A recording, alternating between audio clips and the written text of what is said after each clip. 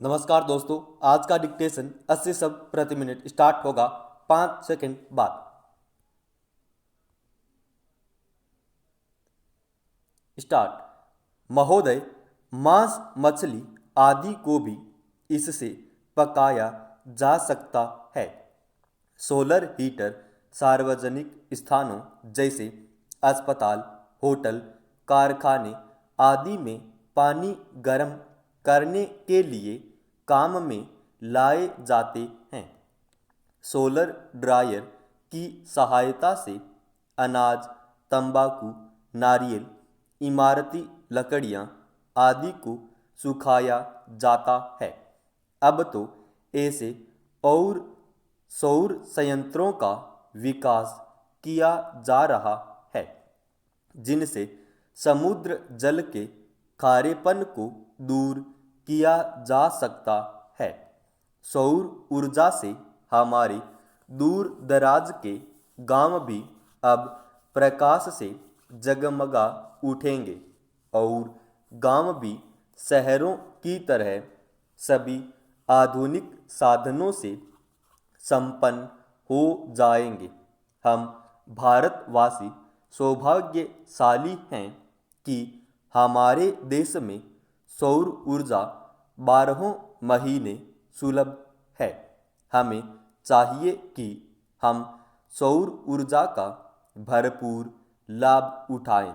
इससे न केवल पारंपरिक ऊर्जा की बचत होगी, पेट्रोल, डीजल, मिट्टी का तेल आदि के लिए विदेशों का मुंह नहीं ताकना पड़ेगा, बल्कि विदेशी मुद्रा में भी ज़्यादा बचत हो सकेगी।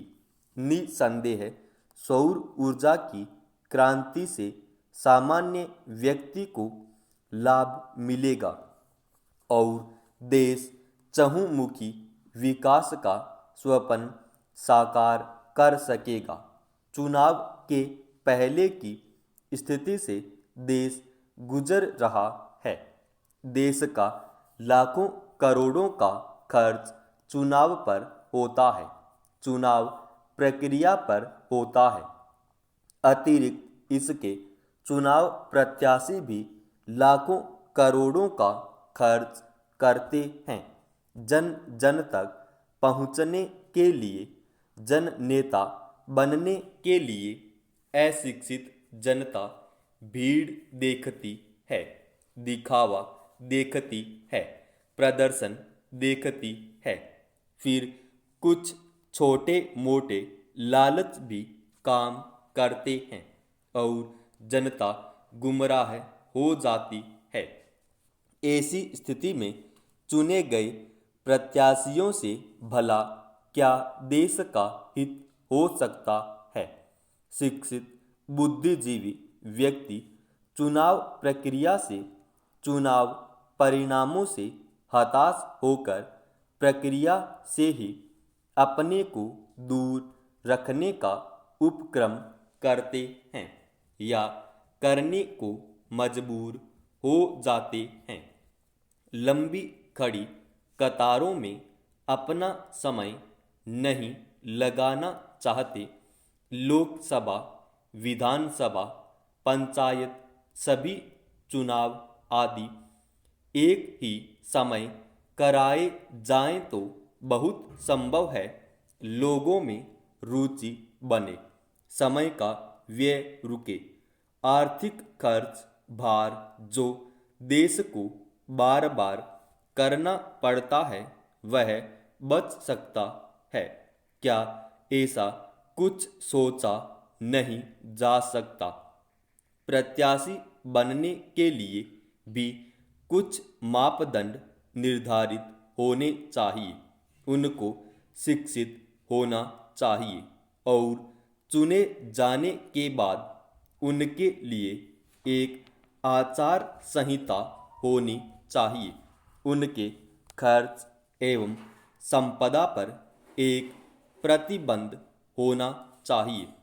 एक गवेषणात्मक दृष्टि होनी चाहिए।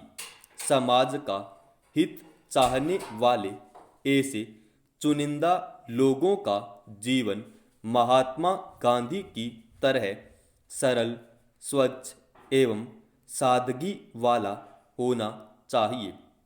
यदि ऐसा होने लगा तो व्यापारिक भावना से आने वाले प्रत्याशी स्वयं हट जाएंगे। अच्छे चुनिंदा व्यक्ति ही देश को सही दिशा दे सकते हैं, देश का हित कर सकते हैं। बहुजन संप्रेषण के माध्यमों के अभिनव विकास तथा राष्ट्रीय चेतना का अंतर्राष्ट्रीय जीवन से संबंध बढ़ा है, जिसके कारण मनुष्य की सामाजिक और आर्थिक समस्याएं भी जटिल होती गई हैं। वैज्ञानिक और तकनीकी विकास भी निरंतर ऊर्ध्वमुखी हो रहा है। समाप्त।